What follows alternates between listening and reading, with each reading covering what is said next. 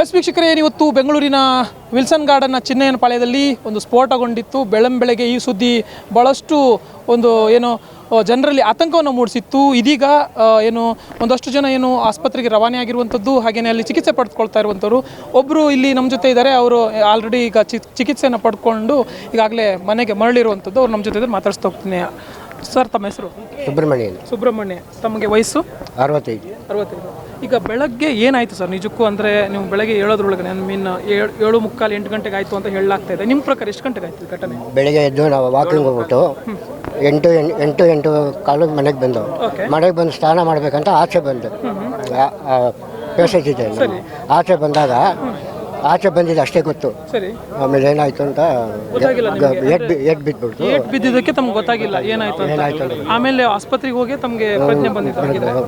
Okay, ಅಂದರೆ ನಿಮಗೆ ಆ ಟೈಮಲ್ಲಿ ಪರ್ಟಿಕ್ಯುಲರ್ ಆಗಿ ಯಾವ ಟೈಮಲ್ಲಿ ಆಯ್ತು ಅಂತ ಗೊತ್ತಿಲ್ಲ ಅಂದ್ರಲ್ಲ, ಆ ಟೈಮಲ್ಲಿ ಅಂತಂದರೆ ಎಷ್ಟು ಗಂಟೆ ಆಗಿತ್ತು ನೀವು ಲಾಸ್ಟ್ ಟೈಮ್ ನೋಡಿದಾಗ?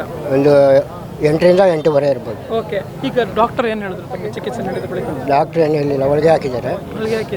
ಸೊಂಟ ಎಲ್ಲ ಸ್ವಲ್ಪ ಏಟ್ ಬಿದ್ದಿದೆ, ಎಲ್ಲ ಸ್ವಲ್ಪ ಏಟ್ ಬಿದ್ದಿದೆ. ಓಕೆ, ಅಲ್ಲಿ ನಿಮ್ಮ ಮನೆ ಅಕ್ಕಪಕ್ಕದಲ್ಲಿ ಎಷ್ಟು ಮನೆಗಳಿದೆ ಸರ್?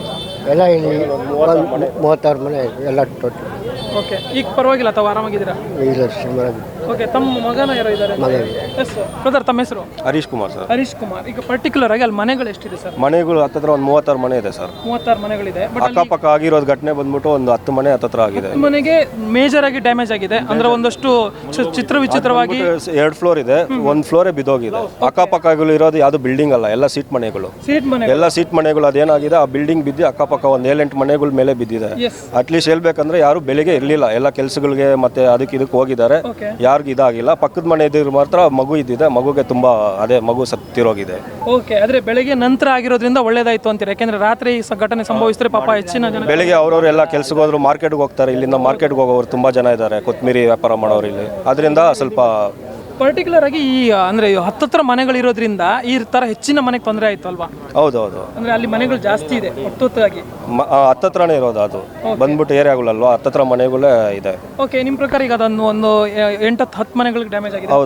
ಹೌದು ಸರ್, ಆಗಿದೆ ಸರ್. ಇನ್ನು ದೂರದ ಮನೆಗಳಲ್ಲೂ ಸ್ವಲ್ಪ ಗಾಜು ಹೊಡೆದಿರೋದು ಆ ಥರದ್ದೆಲ್ಲ ಆಗಿದೆ? ಹೌದು, ಒಂದು 500 ಮೀಟರ್ಸ್ಗೆ ಫುಲ್ ವೈಬ್ರೇಷನ್ ಆಗಿದೆ ಅಂತ ಎಲ್ಲರೂ ಫುಲ್ ಅಕ್ಕಪಕ್ಕ ಎಲ್ಲರೂ ಸೌಂಡ್ ಬಂದಿದೆ. ಆಕ್ಚುಲಿ ಅದು ಅದೇ ಸಿಲಿಂಡರ್ ಇಲ್ಲ, ಬೇರೆ ಏನೋ ನಡೆದಿದೆ ಅಂತ ಅವ್ರೆ. ನೀವು ಎಲ್ಲಿದ್ರಿ ಸರ್ ಪರ್ಟಿಕ್ಯುಲರ್ ಈ ಘಟನೆ ನಡೆಯುವಾಗ? ನಾವು ಲಕ್ಸಂದ್ರದಲ್ಲಿ ಇದ್ದೀವಿ ಸರ್.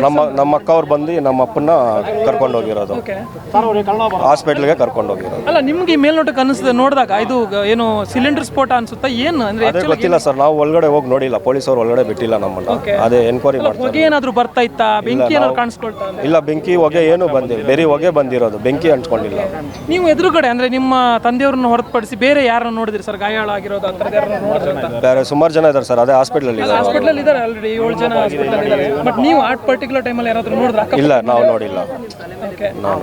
ಬಟ್ ಏನ್ ತಾಗಿರೋದು ಅಂತ ಅನ್ಸುತ್ತೆ, ಅಂದ್ರೆ ತಲೆಗೆ ನೋಡಿದ್ರೆ ಯಾರು ಸರ್? ಅದು ಅವ್ರು ಬಂದ್ಬಿಟ್ಟು ಬಚ್ಚಲಿರೋದು ಆಚೆ ಬಂದ್ಬಿಟ್ಟು ಅವ್ರು ಸ್ನಾನ ಮಾಡಕ್ ಬಂದಿದ್ದಾರೆ, ಗೋಡೆ ಇರೋದಲ್ಲ, ಗೋಡೆ ಬಂದ್ಬಿಟ್ಟು ತಲೆ ಬಿದ್ದು. ಓಕೆ, ಗೋಡೆ ಅದು ಬ್ಲಾಸ್ಟ್ ಆಗಿ ತಲೆಗೆ ಹೊಡೆದಿರೋದು. ಓಕೆ, ಈಗ ಡಾಕ್ಟರ್ ಏನ್ ಹೇಳಿದ್ರು ಸರ್? ಪರವಾಗಿಲ್ಲ? ಡಾಕ್ಟರ್ ಬಂದ್ಬಿಟ್ಟು ಅದೇ ಸ್ಟಿಚಿಂಗ್ ಹಾಕಿದ್ದಾರೆ, ಅದೇ ಪರವಾಗಿಲ್ಲ, ಇವಾಗ ಸ್ವಲ್ಪ ಚೆನ್ನಾಗಿದ್ದಾರೆ. ಎಷ್ಟು ಸಮಯ?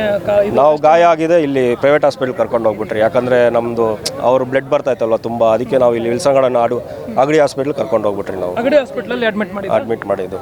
ಇವಾಗಲೇ ಕರ್ಕೊಂಡ್ ಬಂದ್ರಿ, ತಿನ್ಸ್ಬಿಟ್ಟು ಕರ್ಕೊಂಡ್ ಬಂದಿದ್ದೀರಿ. ಅದಕ್ಕೆ ಈಗ ಪರವಾಗಿಲ್ಲ? ಇವಾಗ ಪರವಾಗಿಲ್ಲ, ಏನಿಲ್ಲ. ಎಸ್ ವೀಕ್ಷಕರು, ಇದಿಷ್ಟು ಗಾಯಾಳು ಸುಬ್ರಹ್ಮಣಿ ಹಾಗೇನೆ ಅವರ ಮಗನ ಮಾತು. ಒಟ್ಟಾರೆಯಾಗಿ ಇವತ್ತೇನು ಬೆಳ್ಳಂಬೆಳಗ್ಗೆ ಈ ಒಂದು ಭಯಾನಕವಾದಂತಹ ಒಂದು ವಿಷಯ ಏನು ಬೆಂಗಳೂರಿನಲ್ಲಿ ನಡೀತು, ಸಾಕಷ್ಟು ತೊಂದರೆಗೀಡು ಮಾಡ್ತು. ಸಾಕಷ್ಟು ಜನರಿಗೆ ಆರಾಮಾಗಿ ಒಂದಷ್ಟು ಜನ ತಾನೇ ನಿದ್ದೆಯಿಂದ ಎದ್ದಂಥವ್ರಿಗೆ, ಬೆಳಗಿನ ಪರಿಸರವನ್ನು ಪ್ರಪಂಚವನ್ನು ನೋಡ್ತಾ ಇದ್ದಂಥವರಿಗೆ ನಿಜಕ್ಕೂ ಈ ವಿಚಾರ ಶಾಕಿಂಗ್ ಆಗಿತ್ತು. ಒಟ್ಟಾರೆಯಾಗಿ ಈಗಾಗಲೇ ಈ ಒಂದು ಗಂಭೀರವಾದಂಥ ಸ್ಫೋಟದಲ್ಲಿ ಗಾಯಾಳಾಗಿರುವಂಥ ಸುಬ್ರಹ್ಮಣ್ಯ ಅವರು ನಮ್ಮ ಜೊತೆ ನೇರವಾಗಿ ಮಾತಾಡಿರುವಂಥದ್ದು. ಕ್ಯಾಮರಾ ಪರ್ಸನ್ ರಿಯಾಜ್ ಜೊತೆ ಜೋಯಲ್ ಐಗೌಡ್, ರೆಬೆಲ್ ಟಿವಿ, ಬೆಂಗಳೂರು.